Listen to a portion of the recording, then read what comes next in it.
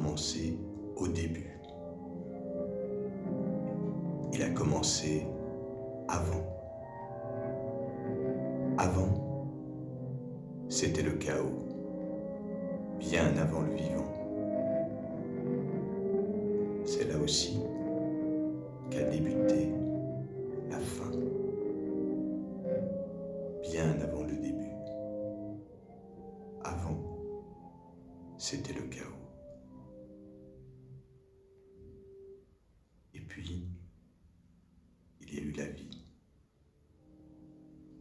Et puis toi. Et puis moi. Et puis nous. Et puis, tout ça. Tout ça. Tout ça.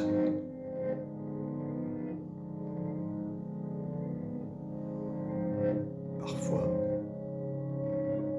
un bout d'avant le début se met n'importe où. Comme ça, sans prévenir. Là, au milieu de tout. Alors, c'est la fin, le chaos, la mort,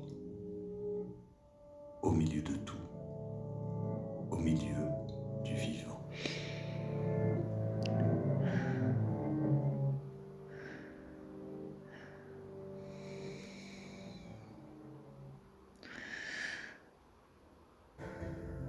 Il y a des petits moments où je peux lâcher, mais c'est pour lui donner un nouveau contact. Et j'essaie de lui donner le contact là où je pense que ça peut lui donner une forme de support. Ça peut être là, ça peut être là. Donc c'est elle qui guide maintenant, elle ne me suit plus. Parasismique, c'est un terme d'architecture. Les architectes ont cherché comment ils pouvaient faire des constructions qui pouvaient résister aux secousses sismiques.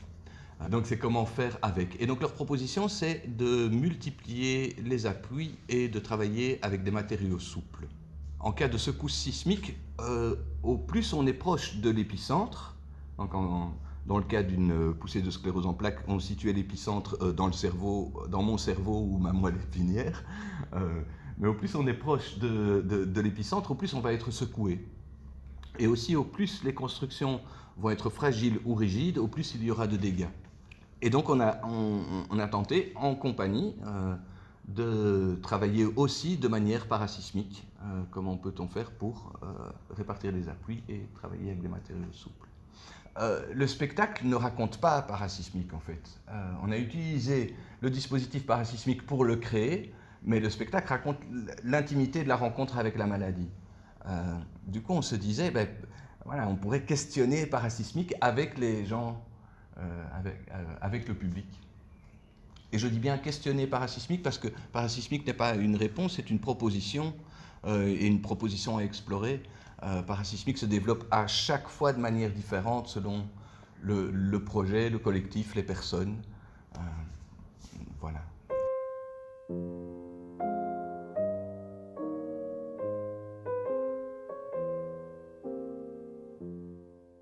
Ce qui m'a poussée pour venir ici, c'était vraiment le terme parasismique. Je viens d'un terme sismique et volcanique.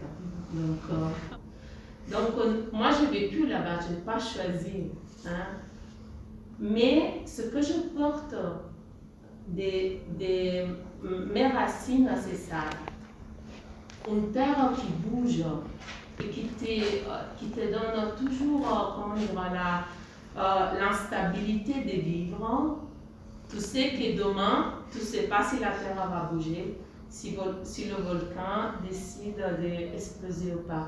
Et donc ça, c'est intéressant comment ici aussi, la maladie prend une vie artistique, un regard artistique, une autre façon d'y être qui n'est pas le diagnostic.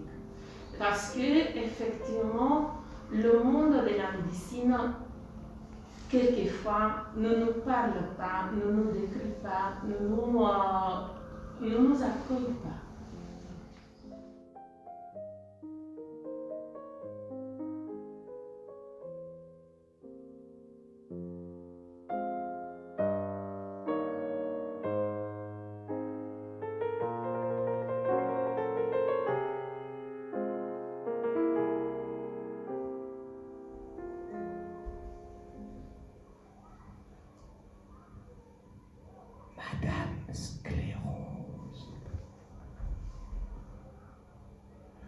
Je vous prie de cesser de me prendre dans vos bras, n'importe quand.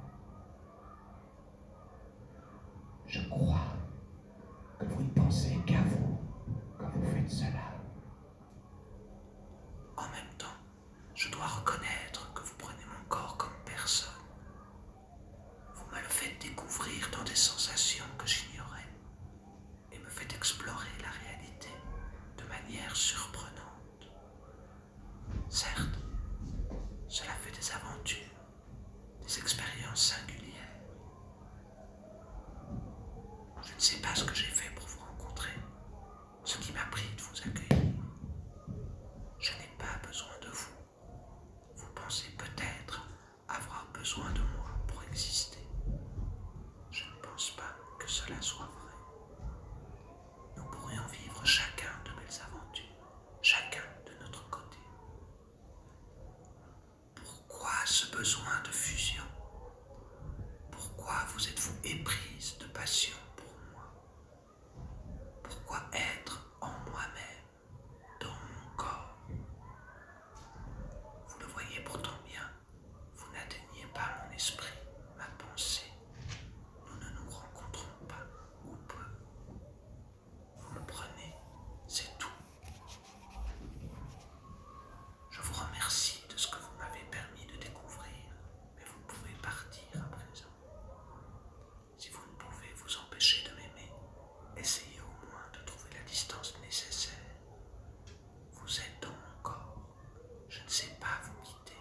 C'est à vous de partir. Pourquoi ne voulez-vous pas vous aussi être libre? Si votre présence devient insupportable, je devrais partir. Vous seriez alors seul, ou vous n'existeriez même plus. Pensez-y. Je vous en prie, madame, cessez de me prendre dans vos bras.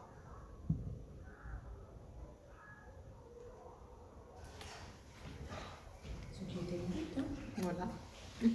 Bon, ici, un tremblement de terre, il lui arrive quoi à la pierre, vous pensez là? Elle va bouger comme ça, mais elle va pas tomber.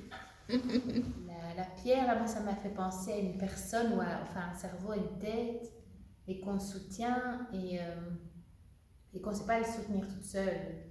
On a besoin d'être plusieurs pour le soutenir, et qu'on peut chacun apporter quelque chose au patient.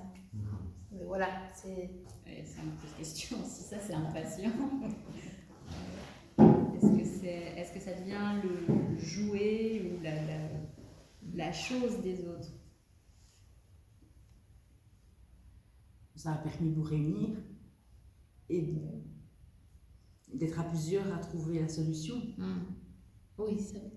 Il y a plus dans deux têtes que dans une. C'est vrai que comme tu disais, enfin on peut se tutoyer, le fait de mettre tous des élastiques comme ça, moi ça m'a... Parce que je m'imaginais tout de suite quand tu as dit là que c'était comme un visage, c'est vrai, lui mettre toutes des choses comme ça, comme pour l'empêcher de parler, ça, c'est vrai que c'est... Ça aurait pu être un pansement aussi. Oui, oui. Moi, je n'ai pas ressenti comme, comment dire, par rapport à la maladie ou au problème, j'ai ressenti davantage le groupe qui s'interrogeait et qui cherchait quelque chose, qui chacun apportait une solution et tout le monde a participé. Puis à partir du moment, et les choses, sans se décider, parce qu'on n'a pas dit, ah ben oui, tiens, on va faire comme ça ou comme ça, les choses sont mises d'elles-mêmes. Est-ce qu'on peut couper les fils? Couper? Ouais. Comme ça, on pourrait l'emmener ailleurs. Tu voudrais aller où avec? Là, sur le dessin. Sur les dessins? Si vous êtes d'accord. Ouais, moi, il n'y a pas de souci. La difficulté, je trouve, avec le groupe, c'est ça, c'est parce qu'à un moment, le langage, on le partage. C'est-à-dire qu'effectivement, à la différence du dessin, on n'a pas d'expérience collective du dessin, et on a une expérience collective du langage.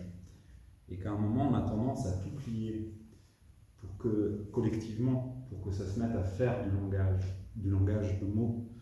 Mais c'est vrai que ça doit être quelque chose de très compliqué de ne pas faire... Ah, moi, je ne bosse pas du tout dans la santé, ni dans le social, ou quoi que ce soit, mais comment ne pas utiliser l'autre et la lourdeur de l'autre, quelle qu'elle soit, à vrai dire.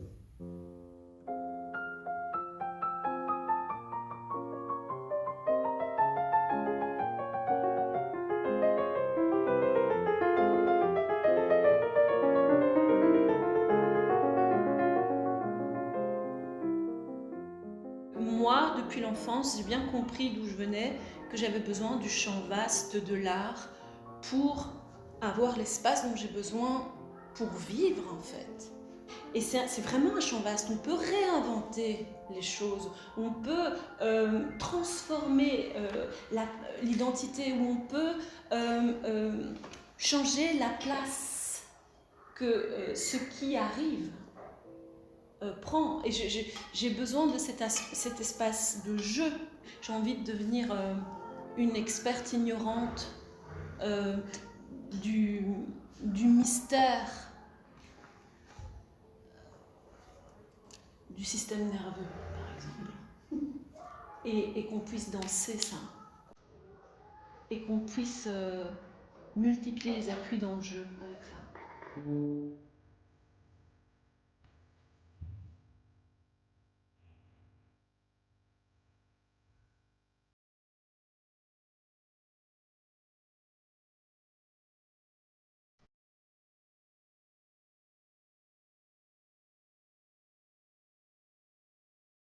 Vertige. Vertige du vivant.